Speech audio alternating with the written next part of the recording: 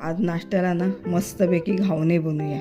त्यासाठी मी रात्री 2 पेले तांदूळ भिजत घातलेले, ते मिक्सरमधून मस्त वाटून घेते बारीक। ते एका भांड्यात काढून घ्यायचं, त्यात मीठ टाकायचं, थोडं थोडं पाणी घालून पीठ तयार करायचं। जास्त पीठ पातळ नाही, जास्त घट्टही नाही।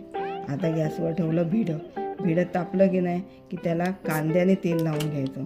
एका पेल्याने ते पीठ भिड्यावर पसरून घ्यायचं व त्याच्यावर झाकण ठेवून 1 मिनिट वाफ द्यायची। वाफ झाली, देऊन झाकण काढलं की एका साईडनं घावना उचलायचा। घावना तयार।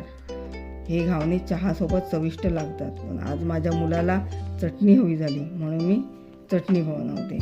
तुम्ही हे घावणे कशाबरोबर खाता ते मला नक्की सांगा।